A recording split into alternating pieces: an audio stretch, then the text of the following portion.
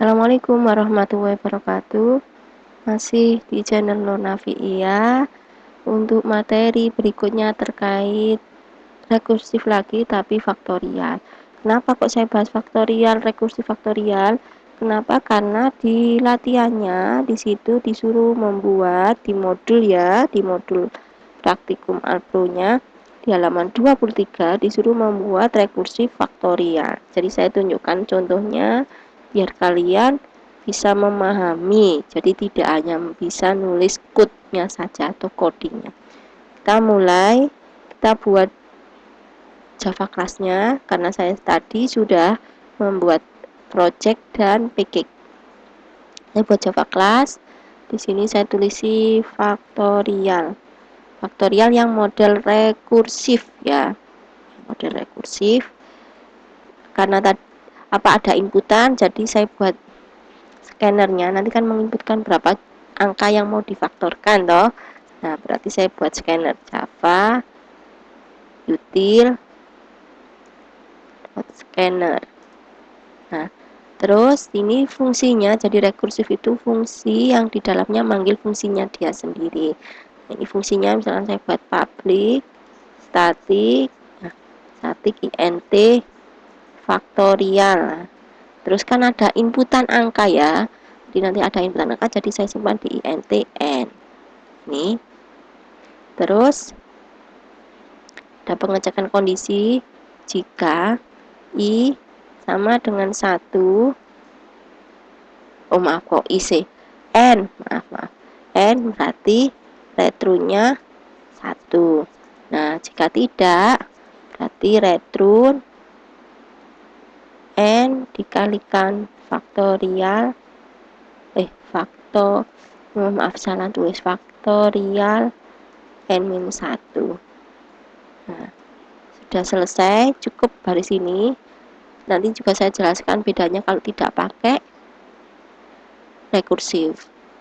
Di channel Nurnafi Iya juga sudah pernah saya bahas, bisa dicek, dicari di channel saya di playlist pemrograman Java. Nah, terus langsung ada fungsi utamanya, public static void main, fungsi utamanya string args. Karena tadi ada inputan ya, berarti buat metode scannernya input sama dengan new scanner system.in. Nah, hasil faktorialnya kita simpan di hasil faktor. Biasakan membuat nama variabelnya sesuai apa yang dimaksud. Kenapa itu membiasakan kalau kita coding terus ikut perusahaan. Kalau ikut perusahaan atau walaupun kita punya usaha sendiri terkait software house juga gitu. Kenapa? Karena biar bisa dibaca, dipahami sama orang lain. Kan membuat software house itu tidak hanya satu orang saja, dia ada tim. Timnya itu mulai dari analis, desain, tim testing sendiri, tim programmer sendiri, itu ya, itu yang saya maksud ya. Terus n untuk menampung jumlahnya, angka yang akan difaktorkan, terus i loopingnya ya. Kita kasih tahu si pengguna bahwa dia disuruh inputkan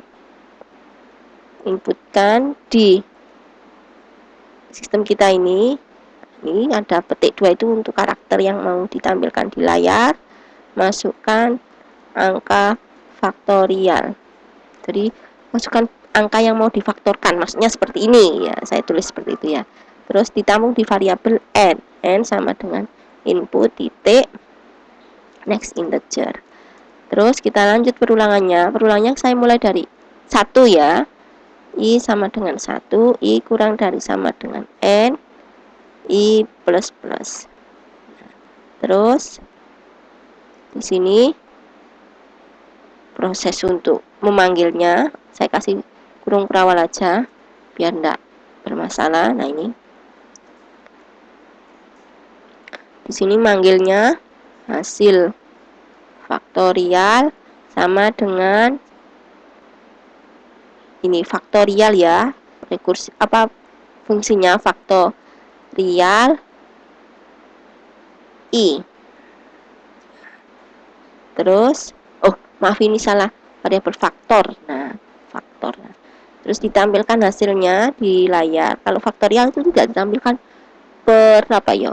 Per indeks bukan, tapi ditampilkan berdasarkan hasil akhir saja. Jadi ditaruh di luar looping. Sistem .out.println. Nah, kita running, kita coba. Faktorialnya 3. 3 kali 2 sama dengan 6 nanti hasilnya. Oh, kok enggak muncul? Oh, iya belum ditampilkan di sini. Maaf, astagfirullahaladzim. Aku kutunggu yuk. Oh, maaf. Aduh, mulai ini lopet. Ini ditampilkan di layar ini.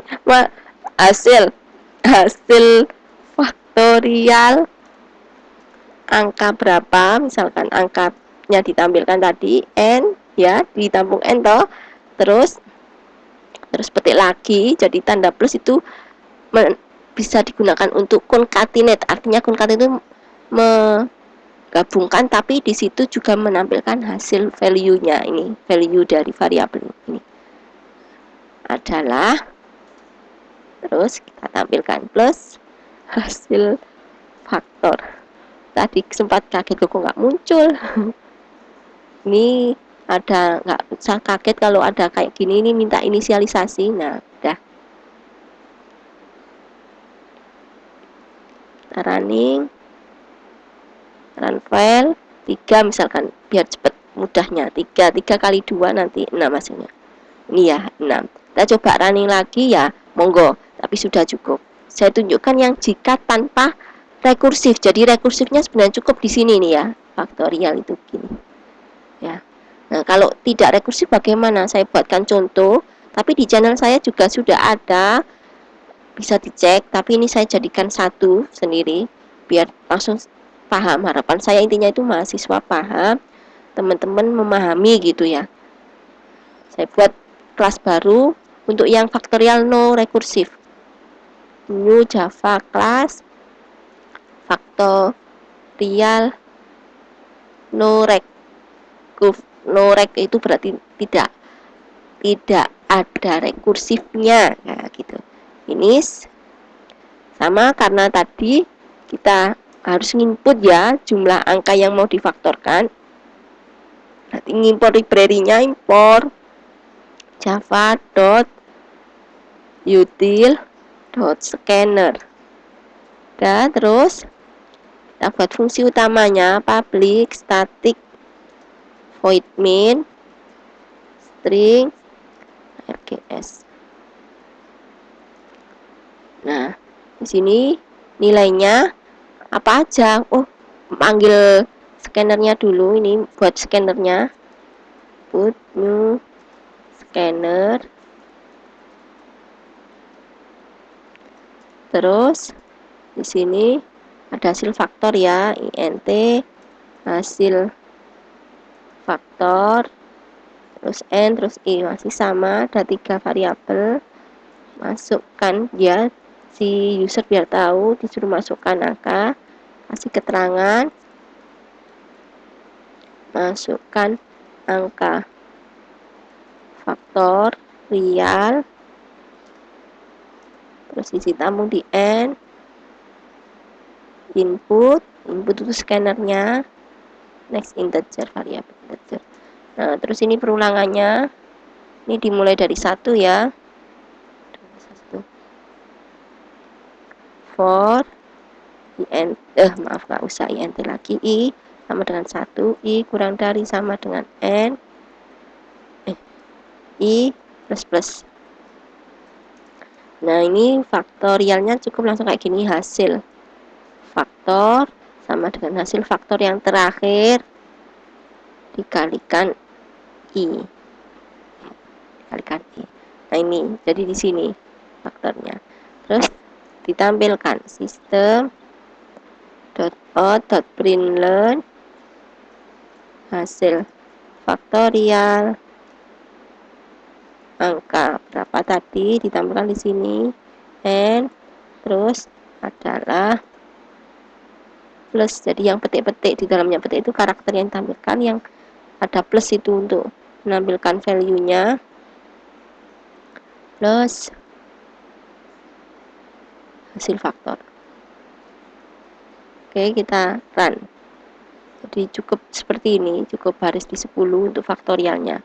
Kalau yang di rekursifnya tadi di sini, iya, ada kondisi pengecekan jika i sama dengan 1. Kita run. Faktorial 3. Nah, kita coba run faktorial 4. 4 berarti 24 ya. 24. Nah, udah. Itu yang bisa saya sampaikan, semoga bisa dipahami.